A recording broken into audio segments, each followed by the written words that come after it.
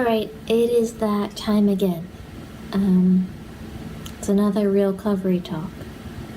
I think that's what I might name it. In the last video I was saying how I didn't know what to call this with you guys.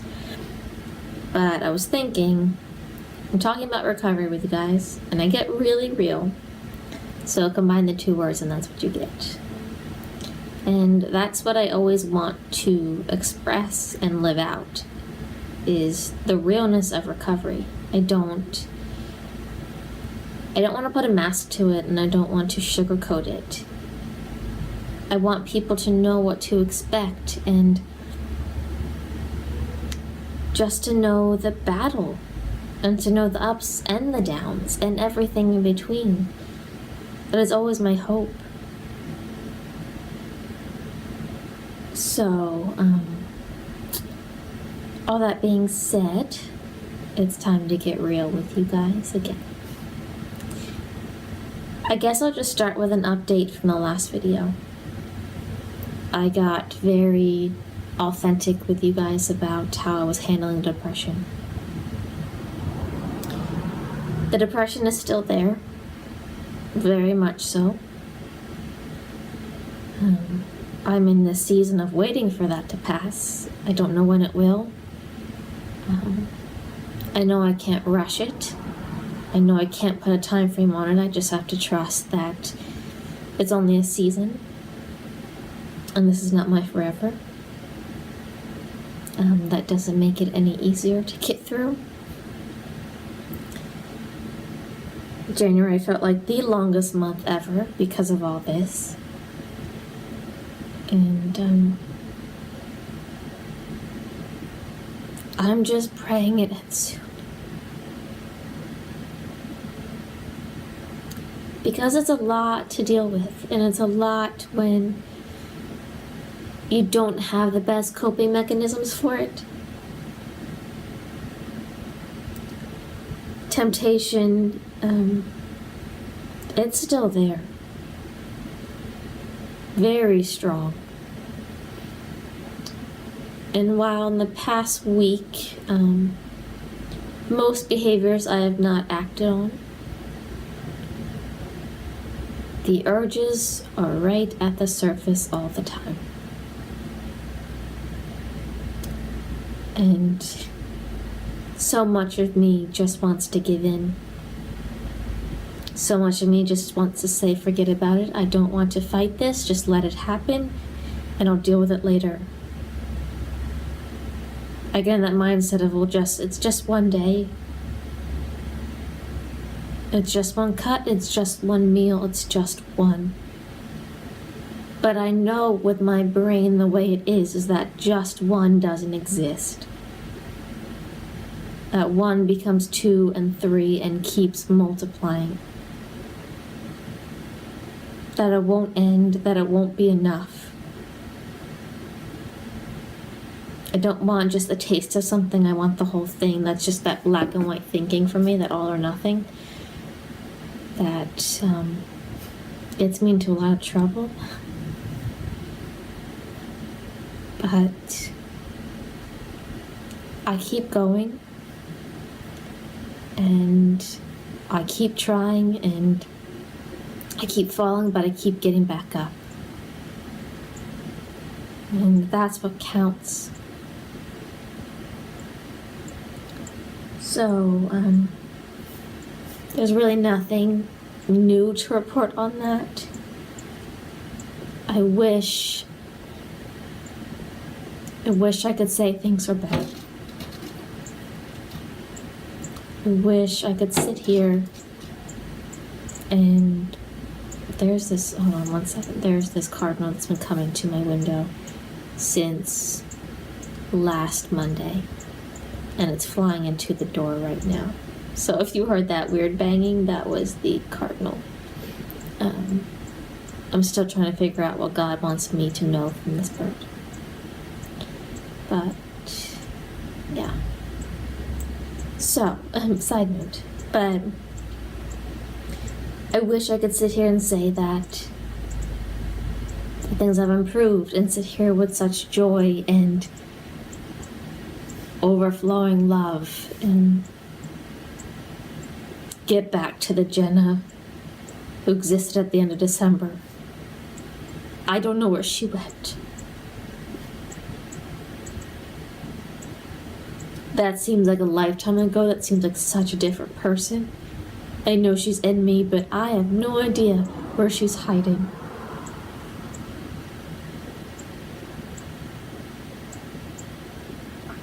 And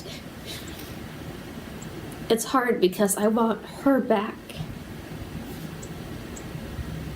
But I also want Disordered Jenna, and I got really close to her this past week. I became so familiar with her again. And in some weird way, there was this peace about it. And I know people look at that and just wonder why, because she has less life in her. There's less joy. She's void of feeling love and giving love. She's lifeless. That's what people see, but to me, she's home. She's what I know. She brought a lot to my life.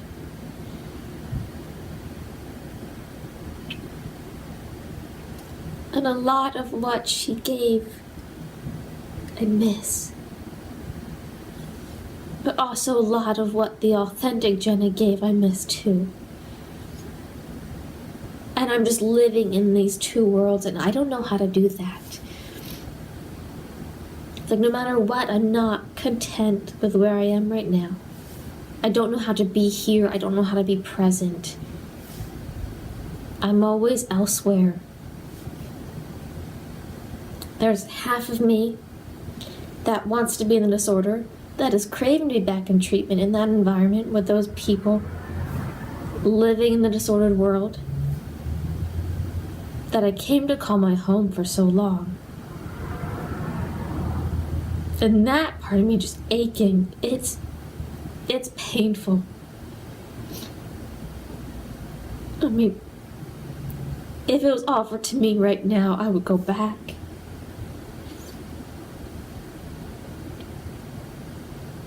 So I'm missing that. I'm living in that aching. But then there's this other part of me that's living in this aching to travel, that's living in this aching to go speak and write and see the world.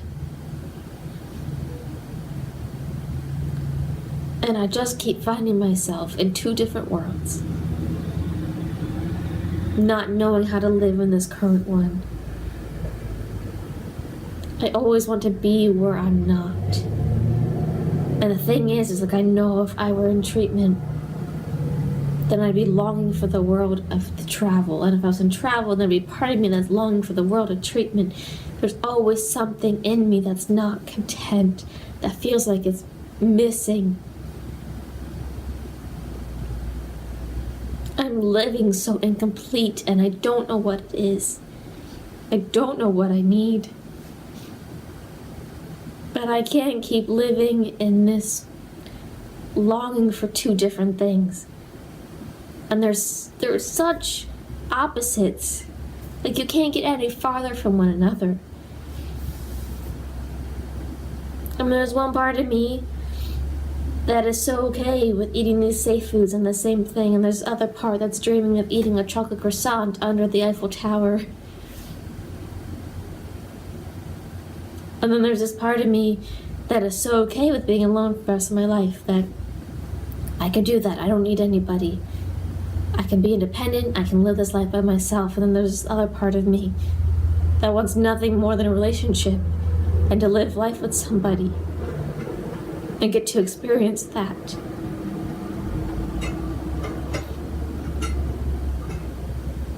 It's always this battle of two sides.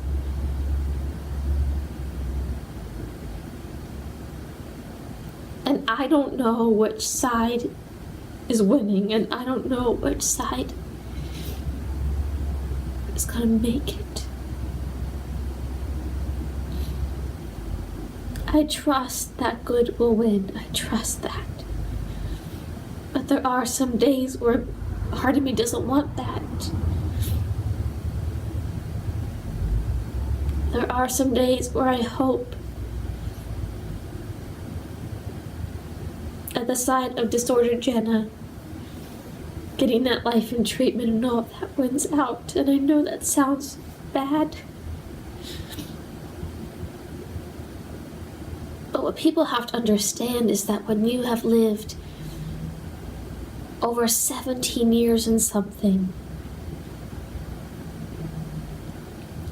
when basically that's all you've known. I mean, all of this started when I was 8. I'm now almost 26. Going on 18 years. It's a good chunk of my life that it's going to be hard to just hand over and to let go of and act like I don't need it. When it was my survival, although it was killing me, it was my survival. In so many ways, it kept me alive, while at the same time killing me. So it's not going to go easy. It's not something that I'm just going to be able to hand over so freely. And even though I know that life won't give me my dreams, I know that. I always have.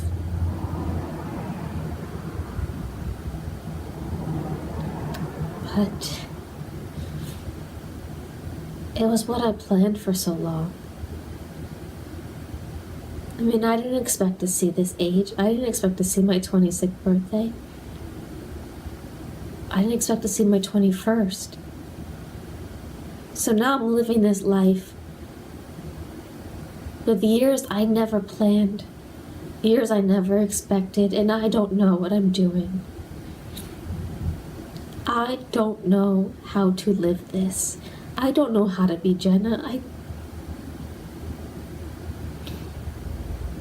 It was kind of my statement all week is I don't know what I'm doing. I'm pushing people away who I love. And I'm engaging in behaviors I know will hurt me. And I'm isolating myself when I know I need company of others. And I'm going to the disorder to give me what I can find in God, in my faith, in people, and anything else that is not going to destroy me. And I have all these answers, and I know why subconsciously I'm doing things, but I don't know how to stop. I don't know how to put an end to it. And that's the most frustrating thing is when you have the answers, when you know why you're doing something, when you can psychoanalyze everything you do, but yet you don't know how to stop it. So you're watching it happen, and then the shame and the guilt is just creeping in. And it just continues this cycle.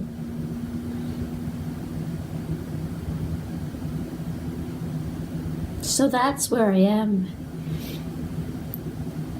I'm trying to live in the here, which I don't know how to do. And I'm living in the here, not knowing what I'm doing. So there's a lot of confusion this week, and there's just a lot of longing, and there's a lot of pain. There's a lot of sadness. There's a lot of me just trying to figure this life out and try to stop things from going any further. So that when Authentic Jenna does wake up, when she does come alive again, she doesn't have to do as much work to get out of the hole. That is my goal right now.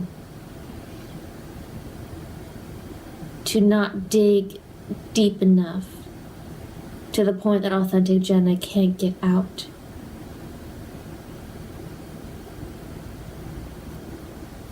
So, like I say, it's gonna be okay. Somehow, it's all going to be okay. But in the meantime, I just have to keep saying yes. And hope that eventually some of these yeses will lead me to a place where I'll stop looking back, where I'll stop walking back, where I will learn how to live in the here and be at peace with that. Knowing that the here is going to get me to the Jenna who travels the world, to the Jenna who's free.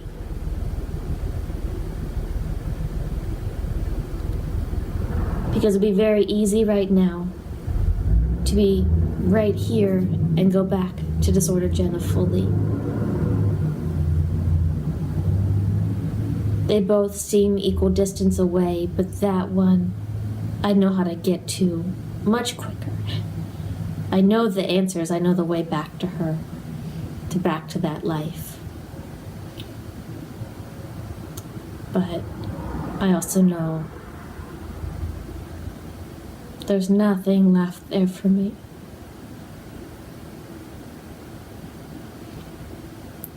I have to keep moving forward, as painful as that may be. I have to keep moving forward. One yes at a time.